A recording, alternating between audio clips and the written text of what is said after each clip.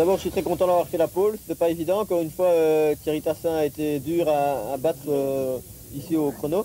Et le circuit, je m'amuse quand même. C'est sûr qu'il y a 2 chicanes qui ont été pas faites correctement, mais bon, c'est quand même très technique comme pilotage et c'est quand même intéressant. Et c'est chouette d'aller une fois sur un autre circuit que Zolder ou Francorchamps. Ambition affichée, prélude à une course animée et pourtant rapidement ce circuit de Chimay réaménagé. Version sécurité connaît son premier accident. À plus de 150 km/h, Thierry Tassin percute le rail de sécurité. Le pilote BMW s'en sort sans trop de mal, mais le choc était violent, l'avant de la voiture est pulvérisé. Le champion de Belgique est évacué vers l'hôpital le plus proche, sans pour autant que son bulletin de santé soit alarmant.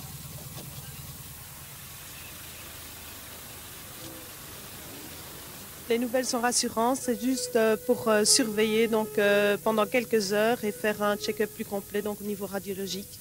Mais pour l'instant, tout se passe bien. Une légère commotion, Thierry s'en tire effectivement très bien. Coup d'œil alors vers un autre pilote impliqué. Eric, qu'est-ce qui s'est passé? Écoutez, moi je peux vous dire que j'ai pris un bon départ. Thierry Tassin a pris un moins bon devant moi. Comme la piste est très étroite, apparemment s'est retrouvé à 3 de front. C'est un petit peu touché sur les côtés. Jusque-là, il n'y avait rien de très grave. Et puis en une fois, je me suis senti pousser vers l'arrière en travers. Le ralenti est formel, Bachelard a bien été accroché. C'est De Radiguez qui a quitté sa ligne involontairement, sans aucun doute. L'incident sera donc rangé dans les faits de course, ce qui ne fait pas nécessairement les affaires de Thierry Tassin, bien sûr.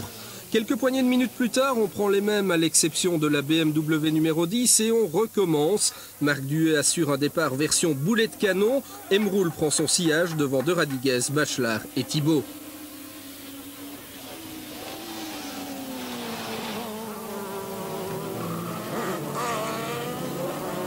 En tête, l'Ardennais volant multiplie les prouesses pour barrer la route de la victoire à Emroul, mais l'avantage des 4 roues motrices en sortie de courbe s'avère bientôt déterminante et le sociétaire du team Audi met la pression sur la BMW numéro 11 avant de la passer au freinage. En bout de ligne droite des stands, d'un freinage à 2 de front par lequel le plus jeune démontre qu'il a le cœur aussi bien accroché que son aîné.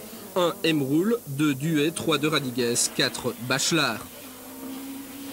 Ensuite, le pilote Honda prouve que le nouveau tracé du circuit lui convient aussi bien en voiture que l'ancien il y a quelques années à moto.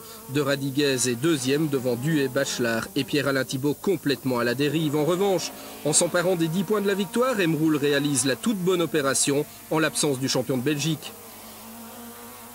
C'est vrai, c'est dommage pour Thierry Tassin. J'ai eu un peu de chance qu'il ne soit pas dans la course parce que c'est un très bon pilote et c'est vrai que ça se passe souvent entre nous deux. Pour les essais, c'était la même chose. Et je suis content de mon début du week-end parce qu'on a beaucoup travaillé sur la voiture et toujours dans la bonne direction. Je suis content. Content de sa victoire en première manche, content aussi de son départ en seconde. Cette fois, Emroul contient les assauts de Duhet. De Radiguez conserve la 3e place devant Bachelard et Pierre-Alain Thibaut. La lutte promet d'être chaude, en tout cas entre les 4 premiers. Sentant le souffle d'un Duhet plus rapide que lui par endroits, Emroul use de trajectoires particulières pour couper l'élan de son rival. Des ficelles de vieux renard assurément, une tactique qui s'avère payante puisque Duhet ne passera pas. Au contraire, c'est au tour du pilote BM à subir la pression de son suivant. De Radiguez fait des appels de phare, non pas pour signaler la présence d'un radar, mais bien pour signifier au grand Marc qu'il entend le doubler rapidement dans le premier virage. C'est chose faite, Duhet se fait passer pour la 3e fois au même endroit. Et loin derrière, on retrouve Pierre-Alain Thibaut, aux prises avec une Opel secouée de problèmes inexplicables. Il effectue sa course en solitaire. Devant, les positions ne changent plus. Emroul s'impose et prend la tête du championnat avec 17 points d'avance sur Duhet et 18 sur le duo Tassin-De Radiguez.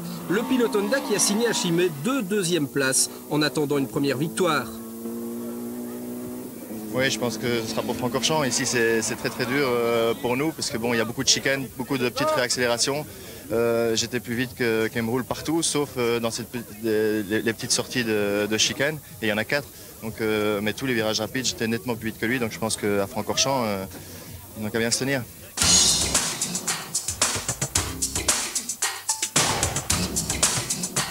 De Radiguez cogne la Peugeot de Bachelard à l'arrière gauche. Le Bach est déséquilibré, vient percuter Tassin de plein fouet. La BMW est projetée dans le rail à plus de 150 km/h. C'est un fait de course, ça aurait pu se passer sur n'importe quel circuit, donc Je ne sais pas l'analyser, mais c'est un fait de course. Un fait de course qui aurait pu coûter très cher à Thierry Tassin et qui hypothèque sérieusement ses chances de décrocher un 3e titre consécutif, surtout avec un Jean-François Emroul qui fait un carton plein à Chimay. Si Emroul a fait un carton plein, moi j'ai fait un sale carton et la seule chose que je peux dire, je m'en sors relativement bien. C'est certainement un incident de course. On était 4 voitures, quasi de front à un endroit avant le freinage du premier virage. Pas de chance pour moi, ça fait partie de la course automobile, on en est conscient.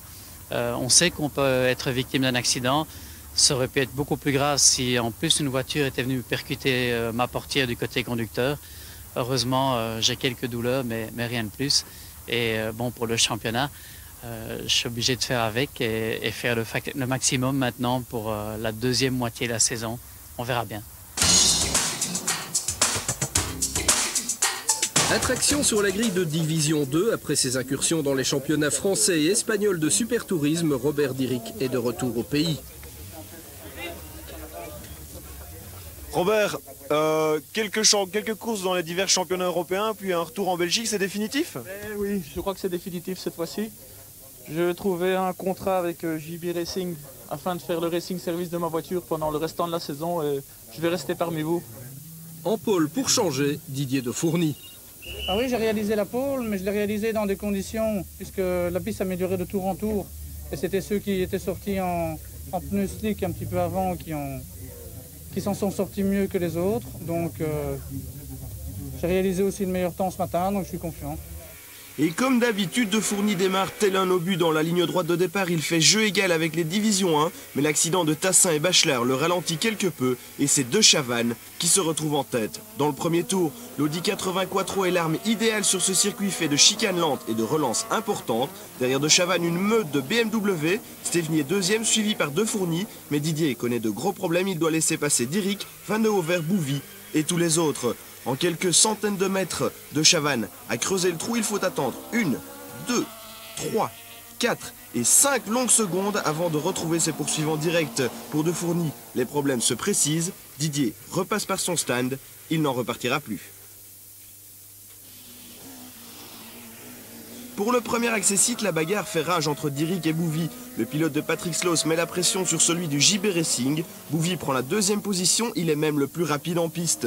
Le Bruxellois ne met que quelques tours pour faire la jonction avec De Chavannes. Le Français est en proie à des problèmes de cardan. Dirick a également des problèmes, mais dans le dépassement des attardés, il se touche avec Maljean, qui est déjà relégué à un tour. Mais le choc est trop violent, Dirick ne verra pas le drapeau à damier.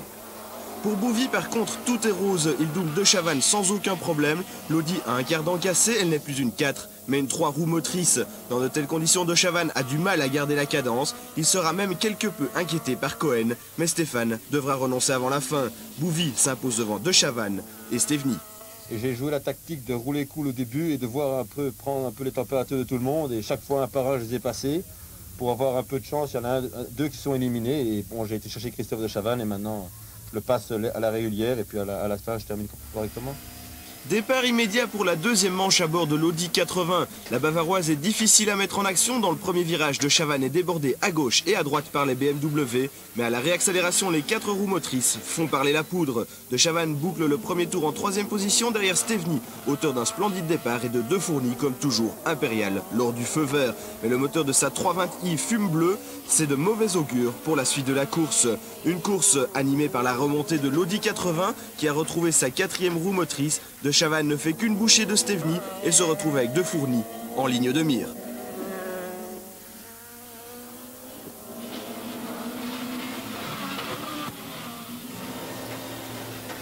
De Fourny est attaqué dans le virage qui précède la ligne droite. Il retarde au maximum son freinage et est obligé de s'écarter de la trajectoire. La porte est grande ouverte pour De Chavannes, qui s'empare de la première position. De Fourny attaque comme un diable pour récupérer sa première place. Le leadership au championnat est en jeu. Mais Didier est trop optimiste. Il part à la faute. Il perd 2 places. Tout est à refaire.